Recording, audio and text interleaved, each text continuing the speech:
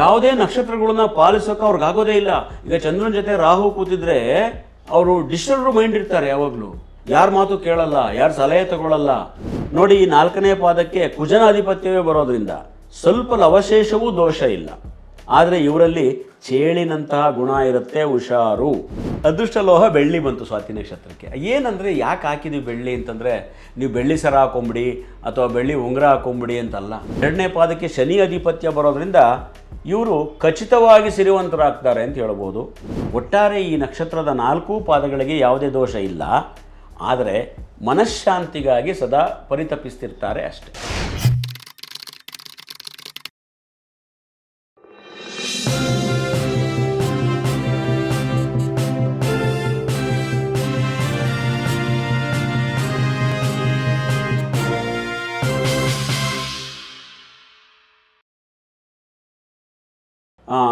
ಹಸ್ತ ನಕ್ಷತ್ರ, ಚಿತ್ತಾ ನಕ್ಷತ್ರ, ನಿಮಗೆ ಒಂದು ನಕ್ಷತ್ರದ ಒಂದು ವಿಶೇಷ ಹೇಳ್ತೀನಿ ನೋಡಿ.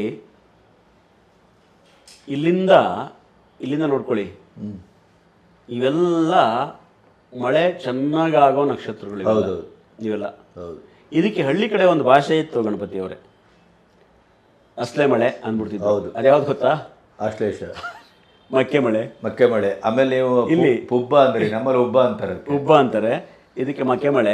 ಹಳ್ಳಿಯವ್ರಿಗೆ ಈ ಮಖ, ಆಶ್ಲೇಷ ಈ ಒಂದು ಪದಗಳ ಪರಿಚಯ ಇರಲ್ಲ. ಆದರೂ ಅದನ್ನು ಹೇಳ್ತಿದ್ರು ನೋಡಿ ಸರ್, ನಮ್ಮ ತಾತನ ಕಾಲದಿಂದಲೂ ಮಕ್ಕೆ ಮಳೆ ಜೋರಾಯ್ತದೆ, ಇದು ಮಖ. ಉಬ್ಬೆ ಮಳೆ, ಹುಬ್ಬ ಅಂತಾರೆ, ಉಬ್ಬೆ ಮಳೆ ಅಂತಾರೆ. ಉತ್ರೆ ಮಳೆ ಚೆನ್ನಾಗಿ ಹೊಡೆಯುತ್ತೆ ಅಂತಾರೆ. ಆಮೇಲೆ ಹಸ್ತಚಿತ್ತ ಮಳೆಗಳು ಆ ಕಡೆಗೋಲ್ಲ ಈ ಕಡೆಗಳಲ್ಲ, ಹಿಂಗೂ ಬೀಸ್ತವೆ ಹಂಗೂ ಬೀಸ್ತವೆ. ಹಸ್ತಚಿತ್ತ ನೋಡಿ, ಹಸ್ತ ಮಳೆ, ಚಿತ್ತ ಮಳೆ. ಸ್ವಾತಿ ಸಾಫ್ಟ್ ಮಳೆ ಅಂತ ಹೇಳ್ತಾರೆ, ಸ್ವಾತಿ ಮುತ್ತಿನ ಮಳೆ ಹನಿ. ಆಮೇಲೆ ಆ ಸ್ವಾತಿ ಮಳೆ ಶುದ್ಧ ಮಳೆ ಅಂತ ಹೇಳ್ತಾರೆ. ಇಲ್ಲಿಂದ ಮಳೆ ನಕ್ಷತ್ರಗಳು ಇಲ್ಲಿಂದ ಜಾಸ್ತಿ. ಇಲ್ಲಿ ಬರೋದು ನೋಡಿ, ಜೂನ್ ಬರುತ್ತೆ ಇಲ್ಲಿಗೆ, ಜೂನ್ ತಿಂಗಳು ಬರುತ್ತೆ ಇಲ್ಲಿಗೆ, ಮೇ ಜೂನ್ ಬರುತ್ತೆ ಇಲ್ಲಿಂದ ಮಳೆ. June July August September October ಮಳೆ ನಕ್ಷತ್ರಗಳು ಎಲ್ಲಿವರೆಗೆ? ವಿಶಾಖದವರೆಗೆ.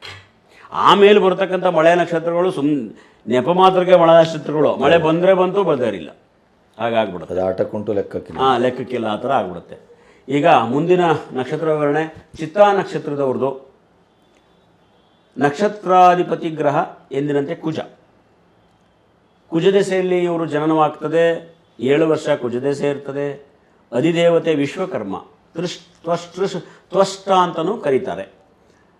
ರಾಕ್ಷಸ ಗಣ, ವರ್ಗ ಸ್ತ್ರೀ, ಸ್ವಭಾವ ತಾಮಸ, ಗುಣ ಮೃದು, ನಕ್ಷತ್ರ ಬಣ್ಣ ತಿಳಿ ಬಣ್ಣ, ಭೂತತತ್ವ ಅಗ್ನಿ, ಅದೃಷ್ಟವಾರ ಮಂಗಳವಾರ ಶುಕ್ರವಾರ, ಅದೃಷ್ಟ ರತ್ನ ಅಮೆರಿಕನ್ ಡೈಮಂಡ್, ಅದೃಷ್ಟ ಲೋಹ ಪಂಚಲೋಹ. ಈ ಚಿತ್ತಾ ನಕ್ಷತ್ರಕ್ಕೆ ಬರ್ತಕ್ಕಂಥ ನಾಮಾಕ್ಷರಗಳು ಪೆ, ಪೋ, ರ, ರಿ. ಇವರು ಹೆಸರುಗಳನ್ನು ಇಡೋದಕ್ಕೆ ಒಳ್ಳೆಯ ಅಕ್ಷರಗಳು ಇದೆ. ಪೆ, ಪೋ, ರಾ, ರಿ. ಮಂತ್ರ ಓಂ ನಮೋ ಭಗವತೆ ಮಹಾಸುದರ್ಶನಾಯ ನಮಃ. ಇಷ್ಟೇ ಸಿಂಪಲ್ ಆಗಿದೆ ನಿಮಗೆ ಮಂತ್ರ. ಓಂ ನಮೋ ಭಗವತೆ ಮಹಾಸುದರ್ಶನಾಯ ನಮಃ. ಈ ಮಂತ್ರವನ್ನು ಚಿತ್ತಾ ನಕ್ಷತ್ರದವರು ಪ್ರತಿದಿನ ಬೆಳಗ್ಗೆ ಸಂಜೆ 9 ಬಾರಿ ಪಠನೆ ಮಾಡ್ಕೊಳ್ಳಿ. ಯಾವುದೇ ನಕ್ಷತ್ರ ದೋಷ ಇದ್ದರೂ ದೂರ ಆಗುತ್ತೆ. ಇದು ದ್ವಿಪಾದ ನಕ್ಷತ್ರವಾದ್ದರಿಂದ ಸಣ್ಣ ಪುಟ್ಟ ದೋಷಗಳು ಇದ್ದೇ ಇರುತ್ತೆ. ಯಾಕೆ ಅಂದರೆ ಈ ನಕ್ಷತ್ರದ 2 ಪಾದ ಕನ್ಯಾ ರಾಶಿಯಲ್ಲಿ ನೋಡ್ಕೊಳ್ಳಿ, ಕನ್ಯಾ ರಾಶಿಯಲ್ಲಿ 1, 2, ತುಲಾ ರಾಶಿಯಲ್ಲಿ 3 ಮತ್ತು 4 ಪಾದಗಳು ಬರುತ್ತದೆ. ಈ ನಕ್ಷತ್ರ ಜನಿಸುವ ಮಹಾಮಹಿಮರು ಗೌತಮ ಮಹರ್ಷಿಗಳು, ರಾಬರ್ಟ್ ಸ್ಟೀವನ್ಸ್ಟೀನ್, ಕಿಂಗ್ ನೀರೋ ಮುಂತಾದ ಮಹಾಮಹಿಮರು ಜನಿಸಿದ್ದಾರೆ. ರೂಪಲಾವಣ್ಯ, ಸಣ್ಣ ದೇಹ, ಕುಂಡಲಿಯಲ್ಲಿ ಗುರು ಅಥವಾ ರವಿ ಚಂದ್ರನಿಗಿಂತಲೂ ಬಲಿಷ್ಠರಾಗಿದ್ದರೆ ದಪ್ಪ ದೇಹದವರಾಗಿರ್ತಾರೆ. ಒಟ್ಟಿನಲ್ಲಿ ಗುಂಪಿನಲ್ಲೂ ಗುರುತಿಸಬಹುದಾದಂಥ ವ್ಯಕ್ತಿತ್ವ. ಪರೀಕ್ಷೆ ಮಾಡ್ಕೊಳ್ಳಿ. ಚಿತ್ರಾ ನಕ್ಷತ್ರದವರು ಯಾರು ನಿಮ್ಮ ಸ್ನೇಹಿತರಿದ್ದ. ಸ್ವಭಾವ ಪ್ರಜ್ಞಾವಂತರು, ಅದರಲ್ಲಿ 2 ಮಾತಿಲ್ಲ. ಕುಂಡಲಿಯಲ್ಲಿ ಚಂದ್ರ ಏನಾದರೂ ಶನಿಯಿಂದ ಕಲುಷಿತನಾಗಿದ್ದಾರೆ ಅಥವಾ ಶನಿ ಚಂದ್ರ ಇಬ್ಬರು ಒಟ್ಟಿಗೆ ಒಂದೇ ರಾಶಿಯಲ್ಲಿದ್ದಾರೆ, ಸ್ವಲ್ಪ ದಯಾದಾಕ್ಷಿಣ್ಯ ಕಡಿಮೆ ಆಗಿ ಇರೋರು ಇರ್ತಾರೆ. ಇಲ್ಲಿ ಇನ್ನೊಂದು ಪಾಯಿಂಟ್ ಸಿಕ್ತು ಹೇಳ್ಬಿಡ್ತೀನಿ ಗಣಪತಿಯವರೇ. ಚಂದ್ರ ಯಾವ ನಕ್ಷತ್ರದಿರ್ತಾನೆ ಅದು ರಾಶಿ. ಚಂದ್ರ ಸಂಚಾರ ಆಗ್ತಾ ಇರ್ತದೆ. ಚಂದ್ರ ಇಲ್ಲಿಗೆ ಬಂದಾಗ 2.25 ದಿನ ಕಟಕ ರಾಶಿ, 56 ಗಂಟೆ 30 ಡಿಗ್ರಿ ಸವಸಿ ಇಲ್ಲಿ ಮುಂದಕ್ಕೆ ಬಂದಾಗ ಚಂದ್ರ ಸಿಂಹ ರಾಶಿ. ಅಂದರೆ ಚಂದ್ರ ಇಲ್ಲಿದ್ದಾಗ ಹುಟ್ಟಿದ್ರೆ ಸಿಂಹರಾಶಿ, ಚಂದ್ರ ಇಲ್ಲಿದ್ದಾಗ ಹುಟ್ಟಿದ್ರೆ ಕಟಕ ರಾಶಿ. ಸರಿ, ಕಟಕ ರಾಶಿಯಲ್ಲಿ ಪುನರ್ವಸು ನಕ್ಷತ್ರ ಓಕೆ, ಪುಷ್ಯ ಓಕೆ, ಆಶ್ಲೇಷ ಒಂಥರ ಓಕೆ ಅಂತ ಓದಿರ್ತೀವಿ. ಇಲ್ಲಿರುವ ಚಂದ್ರನ ಜೊತೆ ರಾಹುವೋ ಶನಿಯೋ ಕುಳಿತಿದ್ದರೆ ನಕ್ಷತ್ರದ ಯಾವುದೇ ಒಳ್ಳೆಯ ಗುಣಗಳು ವ್ಯರ್ಥವಾಗಿಬಿಡುವ ಸಾಧ್ಯತೆ ಇದೆ. Is important. ಅದಂದ್ರೆ ತಾತ್ಕಾಲಿಕ ಅಲ್ವ? ಅದು ತಾತ್ಕಾಲಿಕ ಅಲ್ಲ, ಪರ್ಮನೆಂಟ್. ಯಾವುದೇ ನಕ್ಷತ್ರಗಳನ್ನ ಪಾಲಿಸೋಕೆ ಅವ್ರಿಗಾಗೋದೇ ಇಲ್ಲ. ಈಗ ಚಂದ್ರನ ಜೊತೆ ರಾಹು ಕೂತಿದ್ರೆ ಅವರು ಡಿಸ್ಟರ್ಬ್ ಮೈಂಡ್ ಇರ್ತಾರೆ. ಯಾವಾಗಲೂ ಯಾರ ಮಾತು ಕೇಳಲ್ಲ, ಯಾರು ಸಲಹೆ ತಗೊಳ್ಳಲ್ಲ. ಇವತ್ತೊಂಥರ ಇರ್ತಾರೆ, ನಾಳೆ ಒಂಥರ ಇರ್ತಾರೆ, ಈ ತಿಂಗಳು ಒಂಥರ, ಮುಂದಿನ ತಿಂಗಳು ಒಂಥರ. ಆಗ ನಾವು ನಕ್ಷತ್ರ ಗುಣ ಕಟ್ಕೊಂಡು ಏನು ಮಾಡ್ತೀರಾ? ಕರೆಕ್ಟ್. ಇದು ತುಂಬ ಹುಷಾರಾಗಿ ನೋಡ್ಕೋಬೇಕು. ಅವರು ಆ ಬಾಲ್ಯದಲ್ಲೇ ಪೂಜೆ ಮಾಡ್ಕೋಬೇಕಾಗತ್ತೆ. ಅದಕ್ಕೆ ಅದನ್ನೇ ನನಗಿಲ್ಲಿ ಬರೆದಿದ್ದು ನನಗೆ ನೆನಪಾಗೋಯ್ತು. ಚಂದ್ರನ ಜೊತೆ ಯಾವುದೇ ಪಾಪಗ್ರಹ ಇರಬಾರ್ದು, ಅದೊಂದು ತಿಳ್ಕೊಳ್ಳಿ. ಚಂದ್ರನ ಜೊತೆ ಕುಜ, ಚಂದ್ರನ ಜೊತೆ ಶನಿ, ಚಂದ್ರನ ಜೊತೆ ರಾಹು, ಚಂದ್ರನ ಜೊತೆ ಕೇತು ಇದ್ದರೆ ಸ್ವಲ್ಪ ಪರವಾಗಿಲ್ಲ. ದಾನ ಧರ್ಮ ಭಕ್ತಿ ಈ ಮೋಕ್ಷ ಕಾರ್ಯಗಳಲ್ಲಿ ಆಸಕ್ತಿ ಇರುತ್ತೆ. ಚಂದ್ರನ ಜೊತೆ ರಾಹು ಇದ್ದರೆ ಸ್ವಲ್ಪ ಕಷ್ಟ. ಚಂದ್ರನ ಜೊತೆ ಶನಿ ಇದ್ದರೆ ಲೇಜಿನೆಸ್. ಚಂದ್ರನ ಜೊತೆ ಕುಜ ಇದ್ದರೆ ಅತಿಕೋಪ. ಈ ವ್ಯತ್ಯಾಸಗಳು ಬಂದಾಗ ನಕ್ಷತ್ರ ಗುಣಗಳು ನಮಗೆ ಎರಡನೇದಾಗ್ಬಿಡುತ್ತೆ, ಸೆಕೆಂಡ್ ಪ್ಲೇಸ್ ಆಗ್ಬಿಡುತ್ತೆ. ಅವು ಅದಷ್ಟು ಮೇನ್ ಮುಖ್ಯವಾಗಿ ವರ್ಕ್ ಆಗಲ್ಲ ಅದು. ಇದು ಬಹಳ ವೀಕ್ಷಕರು ಗಮನಿಸ್ಬೇಕು ಇದನ್ನು. ಮುಂದೆ ಉರಿದಂತೆ ಚಿತ್ತಾ ನಕ್ಷತ್ರದವರ ಗುಣ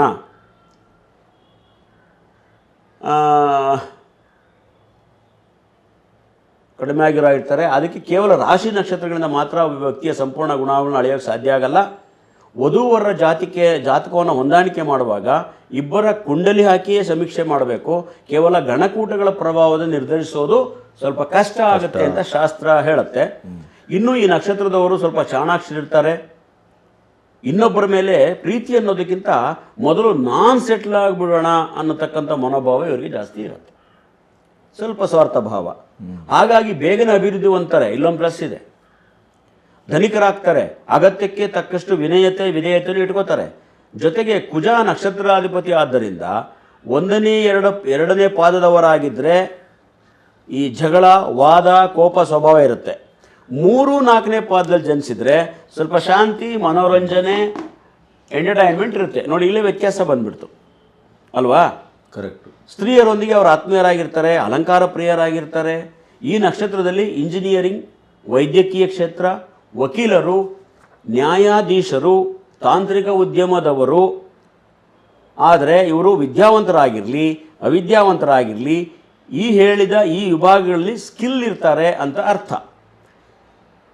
ಹಿಂದೆ ಕೋರ್ಟು ಕಚೇರಿ ಇಲ್ಲದೇ ಇದ್ದಾಗ ಊರಿನ ಸರಪಂಚರು ಪಟೇಲರು ಅವಿದ್ಯಾವಂತರಾಗಿದ್ರು ಸಹ ಪಂಚಾಯತಿ ಕಟ್ಟೆ ನಿಭಾಯಿಸಿದ್ರಲ್ಲ, ಆ ರೀತಿ ಆ ನ್ಯಾಯವಾದಿಗಳ ಗುಣ, ನ್ಯಾಯ ಮಾಡ್ತಕ್ಕಂಥ ಗುಣ, ವಾದ ಮಾಡ್ತಕ್ಕಂಥ ಗುಣ ಈ ಒಂದು ಕನ್ಯಾ ರಾಶಿಯ 1, 2ನೇ ಪಾದದವರಲ್ಲಿ ಇರುತ್ತದೆ. ಅವರು ನೀವು ನೋಡಿ, ವಿದ್ಯೆ ಇರ್ತಿತ್ತಿಲ್ಲ ಹಳೆ ಕಾಲದಲ್ಲಿ. ಪಂಚಾಯತಿಗೊಬ್ಬರನ್ನ ನೇಮಿಸ್ತಿದ್ರು. ಊರಿನ ಯಾವುದೇ ತಂಟೆ ತಕರಾರು ಬಂದ್ರು ಅವರು ಸುಲಲಿತವಾಗಿ ನಿಭಾಯಿಸ್ತಿದ್ರು. ಬಟ್ ವಕೀಲರಲ್ಲ. ಕರೆಕ್ಟ್, ವಕೀಲರಲ್ಲ. ಕರೆಕ್ಟ್. ಆದರೆ ಚಾಕಚಕ್ಯತೆ ಇರತಕ್ಕಂಥ ನಕ್ಷತ್ರದವರು ಆಗಿರ್ತಾರೆ. ಇವರಿಗೆ ಮೂತ್ರಕೋಶ, ನರನಿಶ್ಯಕ್ತತೆ, ಹೊಟ್ಟೆ ಸಂಬಂಧ ತೊಂದರೆಗಳು, ಅಪೆಂಡೈಟಿಸ್, ಕಿಡ್ನಿಯಲ್ಲಿ ಕಲ್ಲು, ಇಂಥ ಆರೋಗ್ಯ ಸಂಬಂಧಗಳು ಬರ್ತವೆ. ಜಾಗ್ರತೆ ಇರಲಿ. ಈ ನಕ್ಷತ್ರದಲ್ಲಿ ಜನಿಸಿದಕ್ಕಂಥ ಸ್ತ್ರೀಯರಿಗೆ ಪುರುಷರ ಕೆಲ ಗುಣಗಳು ಸಹ ಇರ್ಬೋದು. ಜೊತೆಗೆ ರೂಪವಂತರಾಗಿರ್ತಾರೆ, ದಷ್ಟಪುಷ್ಟವಾಗಿರ್ತಾರೆ. 1, 2ನೇ ಪಾದದವರು ನಾರ್ಮಲ್ ಆಗಿರ್ತಾರೆ. 3, 4ನೇ ಪಾದದವರು ಸ್ವಲ್ಪ ಹೇರ್ ಸ್ಟೈಲ್ ಕಡೆ ಗಮನ ಜಾಸ್ತಿ, ಅಲಂಕಾರ ಪ್ರಿಯರಾಗಿರ್ತಾರೆ. ಗಮನ ಇಟ್ಟು ನೋಡ್ಕೊಳ್ಳಿ. ಮುಂಗೋಪ ವಾದಗುಣ ಸಾಮಾನ್ಯವಾಗಿರುತ್ತೆ. ಸ್ವಲ್ಪ ಅಹಂ ಗುಣ ಇರ್ತದೆ. ದಯವಿಟ್ಟು ಕಡಿಮೆ ಮಾಡಿಕೊಂಡ್ರೆ ಒಳ್ಳೆಯದು. BP, ಮಧುಮೇಹದಂಥ ತೊಂದರೆಗಳಿಂದ ದೂರ ಇರಬಹುದು. ಸ್ವಲ್ಪ ಆಸೆ ಆಕಾಂಕ್ಷೆಗಳು ಇತರರಿಗಿಂತ ಜಾಸ್ತಿ ಇರುತ್ತೆ. ಹಾಗಾಗಿ ದುಂದುವೆಚ್ಚ ಜಾಸ್ತಿ ಆಗಬಹುದು. ಜಾಗರೂಕರಾಗಿರಿ. ನಿಮಗೆ ಮಿತ್ರರು ಜಾಸ್ತಿ ಇರೋದಿಲ್ಲ. ಈ ನಕ್ಷತ್ರದ ಸ್ತ್ರೀಯರಲ್ಲಿ ನರ್ಸಿಂಗ್, ಆ್ಯಂಕರಿಂಗ್, ಚಲನಚಿತ್ರ ನಟಿಯರು, ವೈದ್ಯಕೀಯ, ಬ್ಯೂಟಿ ಪಾರ್ಲರ್ ಮೂರನೇ ನಾಲ್ಕನೇ ಪಾದದವರು ಇರ್ತಾರೆ.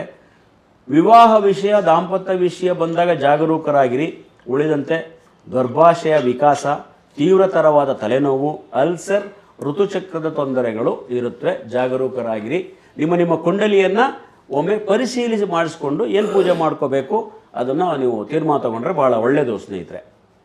1ನೇ ಪಾದ ಎಂದಿನಂತೆ ಗಂಡಾದರೆ ತಂದೆಗೆ ಆರೋಗ್ಯ ಸಮಸ್ಯೆ, ಹೆಣ್ಣು ತಾಯಿಗೆ ಆರೋಗ್ಯ ಸಮಸ್ಯೆ. 1ನೇ ಪಾದಕ್ಕೆ ಸೂರ್ಯನ ಅಂಶ ಬರೋದ್ರಿಂದ ಇವರಿಗೆ ಅಧಿಕ ಕೋಪ, ಚುರುಕು ಬುದ್ಧಿ ಹೊಂದಿರ್ತಾರೆ. ದಾನ ಧರ್ಮಗಳಲ್ಲಿ ವಿಶೇಷ ಆಸಕ್ತಿ ಇರುತ್ತೆ.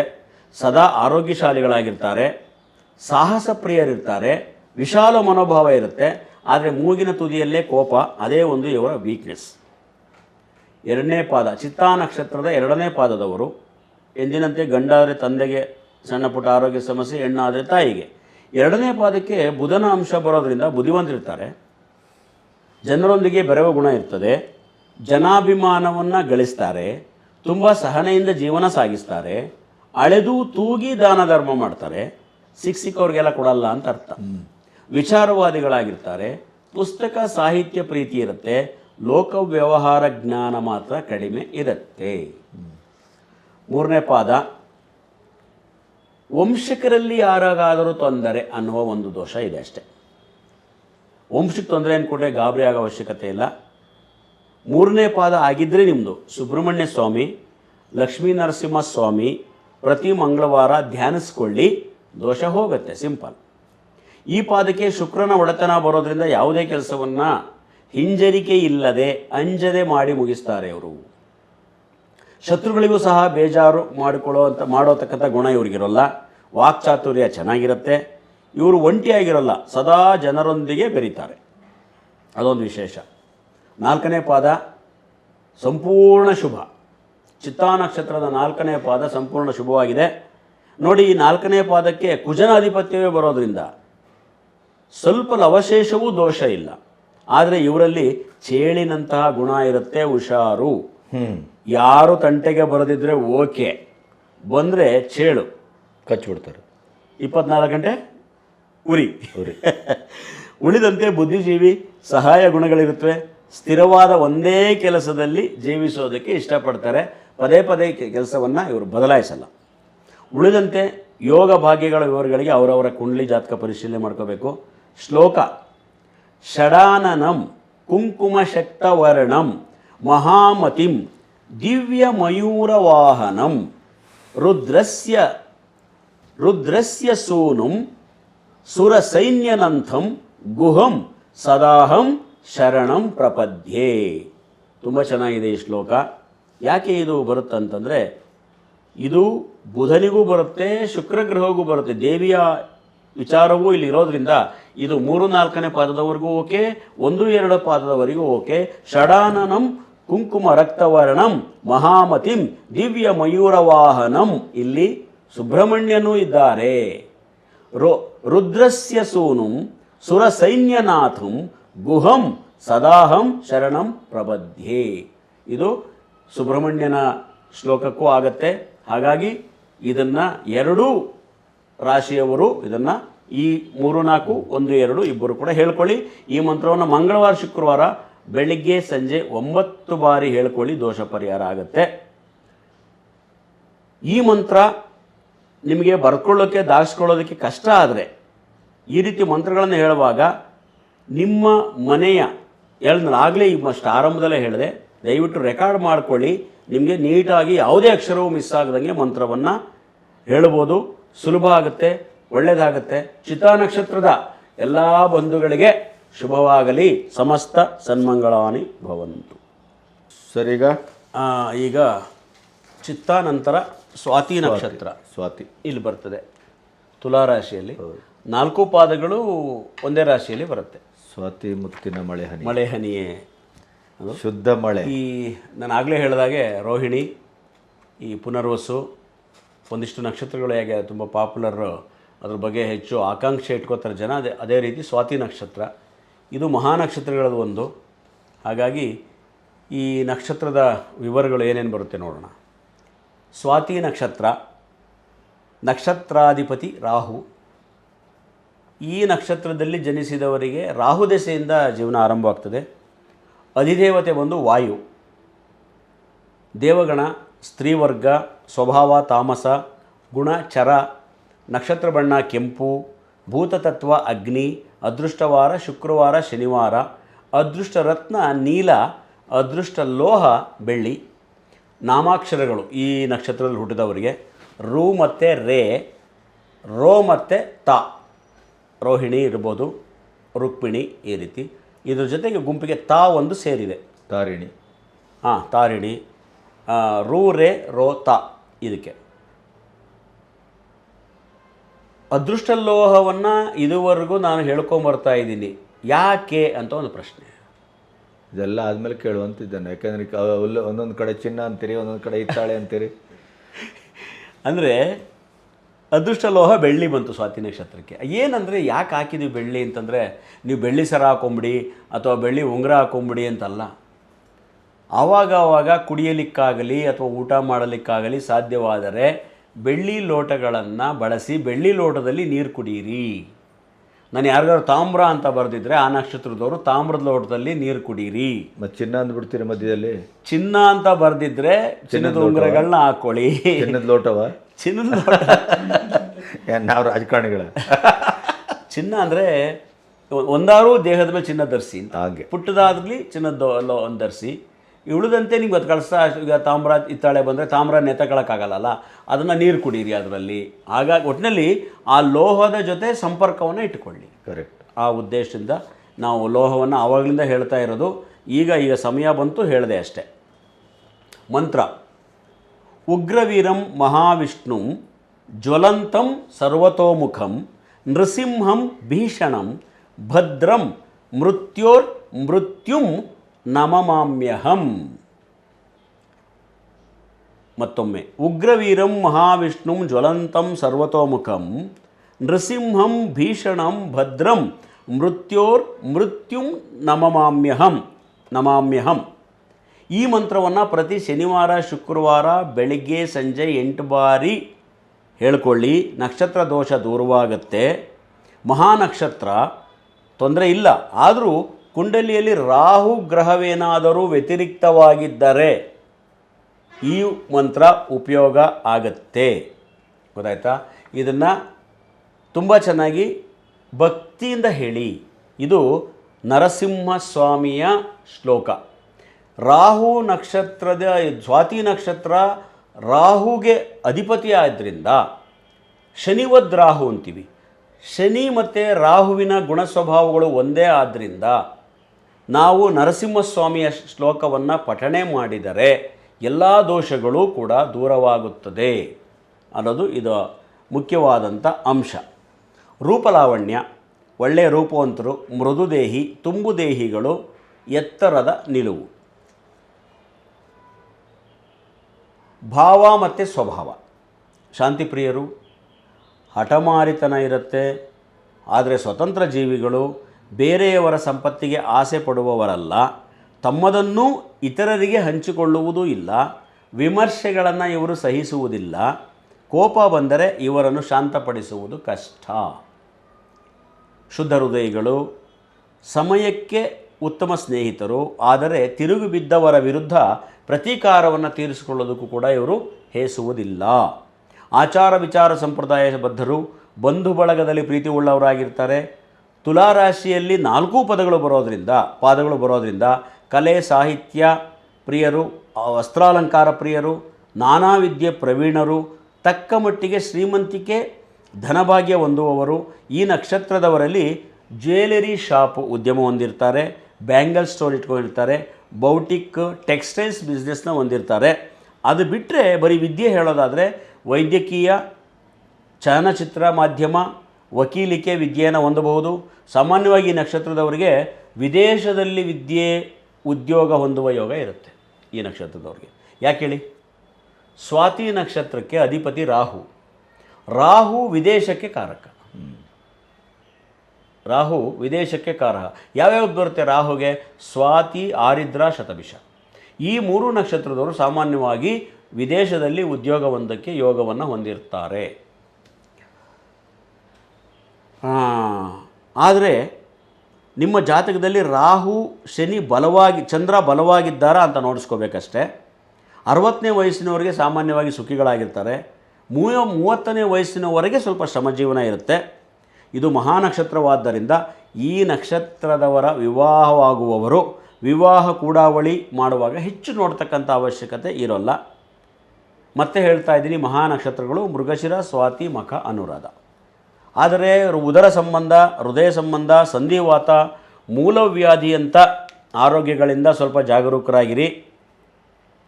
ನಿಮ್ಮ ಕುಂಡಲಿಯಲ್ಲಿ 3, 11ನೇ ಭಾವದಲ್ಲಿ, ಚೆನ್ನಾಗಿ ಜ್ಞಾಪಕ ಇಟ್ಕೊಳ್ಳಿ, ನಿಮ್ಮ ಜಾತಕದ 3, 6, 11ನೇ ಭಾವದಲ್ಲಿ ಲಗ್ನದಿಂದ ಭಾವದಲ್ಲಿ ಇದ್ದರೆ ತುಂಬ ಒಳ್ಳೆಯದಾಗುತ್ತೆ. ರಾಹು 3ರಲ್ಲಿರಬೇಕು, ಲಗ್ನದಿಂದ 6ರಲ್ಲಿರಬೇಕು, 11ರಲ್ಲಿರಬೇಕು. ವಿದೇಶಕ್ಕೆ ಹೋದವರು ಕಡಿಮೆ ಅಂದರೆ 15-20 ವರ್ಷ ಅಲ್ಲೇ ಇರ್ತೀರ, ಚೆನ್ನಾಗಿ ಸಂಪಾದನೆ ಮಾಡ್ಕೊಂಬರ್ತೀರ. ಇಲ್ಲಿ ಇಂಡಿಯಾದಲ್ಲಿ ಒಳ್ಳೆ ಆಸ್ತಿ ಮಾಡ್ತೀರಾ, ದೊಡ್ಡ ಮನೆ ಕಟ್ತೀರಾ. ರಾಹು ಸ್ವಾತಿ ನಕ್ಷತ್ರದವರಿಗೆ ಅವರ ಕುಂಡಲಿಯಲ್ಲಿ 3, 6, 11ರಲ್ಲಿದೆಯಾ ಅದನ್ನು ಪರೀಕ್ಷೆ ಮಾಡಿಸಿಕೊಳ್ಳಿ. ಶುಕ್ರ ಸೊಂತೆಮಲ್ಲಿದ್ದರೆ ಅಥವಾ ಮಕರ ಕುಂಭ ರಾಶಿಯಲ್ಲಿದ್ದರೂ ಕೂಡ ಒಳ್ಳೆಯದಾಗುತ್ತೆ. ಈ ರಾಶಿಯಲ್ಲಿ ಜನಿಸಿದಂಥ ಮಹಾಮಹಿಮರು ಯಾರ್ಯಾರಂದರೆ ಶೃಂಗೇರಿ ಪೀಠಾಧಿಪತಿ ಅಭಿನವ ವಿದ್ಯಾತೀರ್ಥರು, ಚಿತ್ತರಂಜನ ದಾಸ್, ಜಯಪ್ರಕಾಶ್ ನಾರಾಯಣ್ ಇನ್ನಿತರ ಮಹಾಮಹಿಮರು ಈ ನಕ್ಷತ್ರದಲ್ಲಿ ಜನಿಸಿದ್ದಾರೆ.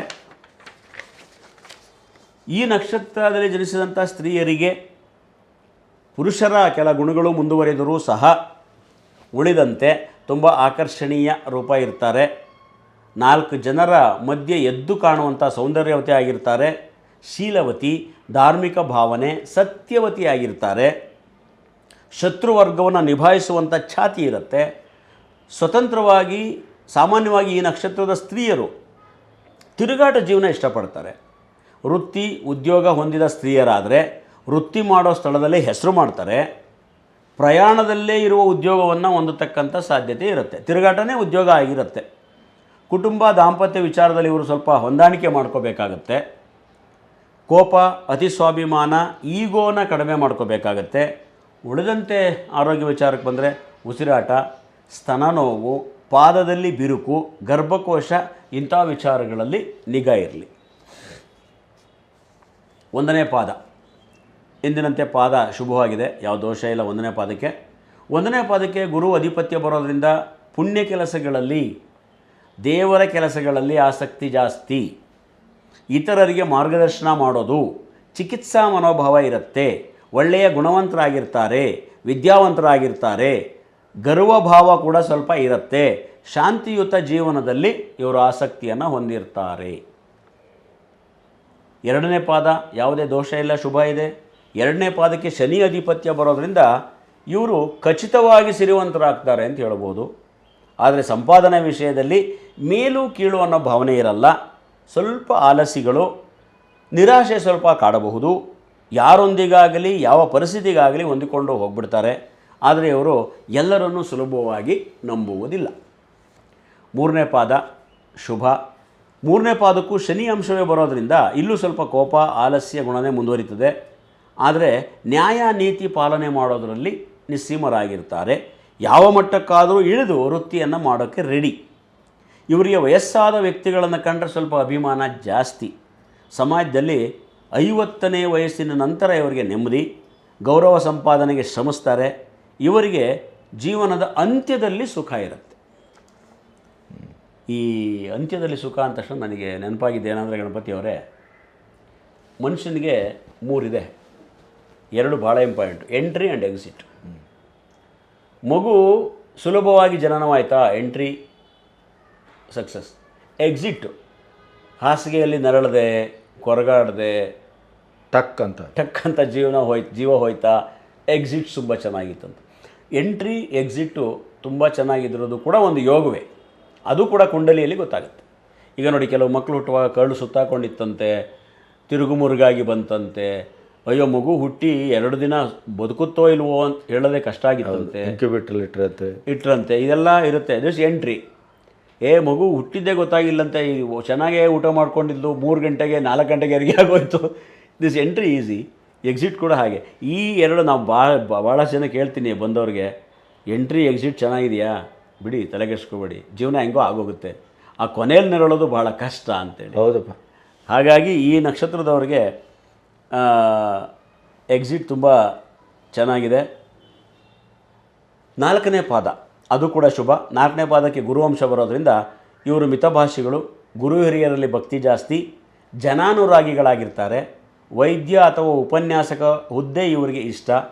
ಪರಾವಲಂಬಿಗಳಾಗಿರ್ತಾರೆ. ಕೆಲಸದ ಬಗ್ಗೆ ಇತರರ ಮೇಲೆ ಡಿಪೆಂಡ್ ಆಗೋ ಗುಣ ಇರುತ್ತೆ. ಮಾತಿನಲ್ಲಿ ಮೆರಗಿರುತ್ತೆ, ಪ್ರಾಮಾಣಿಕತೆ ಕೂಡ ಇರುತ್ತೆ. ಒಟ್ಟಾರೆ ಈ ನಕ್ಷತ್ರದ 4 ಪಾದಗಳಿಗೆ ಯಾವುದೇ ದೋಷ ಇಲ್ಲ. ಆದರೆ ಮನಃಶಾಂತಿಗಾಗಿ ಸದಾ ಪರಿತಪಿಸ್ತಿರ್ತಾರೆ ಅಷ್ಟೆ. ಶ್ಲೋಕ: ಓಂ ಶಿರೋರೂಪಾಯ ವಿದ್ಮಹೆ ಅಮೃತೇಶಾಯ ಧೀಮಹಿ ತನ್ನೋ ರಾಹು ಪ್ರಚೋದಯಾತ್. ಅಲ್ಲಿ ನರಸಿಂಹಸ್ವಾಮಿಯನ್ನು ನಾವು ಶ್ಲೋಕ ಮಾಡಿದ್ದೀವಿ. ಇಲ್ಲಿ ರಾಹುವನ್ನೇ ನೇರವಾಗಿ ನಾವು ಪ್ರಾರ್ಥಿಸ್ತಾ ಇದ್ದೀವಿ. ಓಂ ಶಿರೋರೂಪಾಯ ವಿದ್ಮಹೆ ಅಮೃತೇಶಾಯ ಧೀಮಹಿ ತನ್ನೋ ರಾಹು ಪ್ರಚೋದಯಾತ್. ಅಥವಾ ಇದೇ ರೀತಿಯ ಲಕ್ಷ್ಮೀ ದೇವಿಗೆ ಸಂಬಂಧಪಟ್ಟಂಥ, ಲಲಿತಾದೇವಿಗೆ ಸಂಬಂಧಪಟ್ಟಂಥ, ಗಾಯತ್ರಿಗೆ ಸಂಬಂಧಪಟ್ಟಂಥ ಯಾವುದೇ ಮಂತ್ರವನ್ನು ಕೂಡ ನೀವು ಹೇಳಿಕೊಳ್ಳಬಹುದು. ಲಕ್ಷ್ಮಿ ಅಥವಾ ಪಾರ್ವತಿ ದೇವಸ್ಥಾನಕ್ಕೆ ಆಗಾಗ ಅಕ್ಕಿ, ಬೆಲ್ಲ, ಅವರೆಕಾಳು ದಾನ ಕೊಡಿ. ಉಳಿದಂತೆ ಲಕ್ಷ್ಮೀ ಲಲಿತಾ ಸಹಸ್ರನಾಮ ಓದ್ತಾ ಇರೋರು ಇದ್ದರೆ, ಅಭ್ಯಾಸ ಮಾಡಿಕೊಂಡಿದ್ದರೆ ತುಂಬ ಒಳ್ಳೆಯದು. ಉಳಿದಂತೆ ಎಲ್ಲವೂ ಚೆನ್ನಾಗಿದೆ. ಸ್ವಾತಿ ನಕ್ಷತ್ರದ ಎಲ್ಲ ಬಂಧುಗಳಿಗೆ ಶುಭವಾಗಲಿ. ಸಮಸ್ತ ಸನ್ಮಂಗಳಾನಿ ಭವಂತು. ಈಗ ವಿಶಾಖ ನಕ್ಷತ್ರಕ್ಕೆ ನಾವು ಹೋಗೋಣ.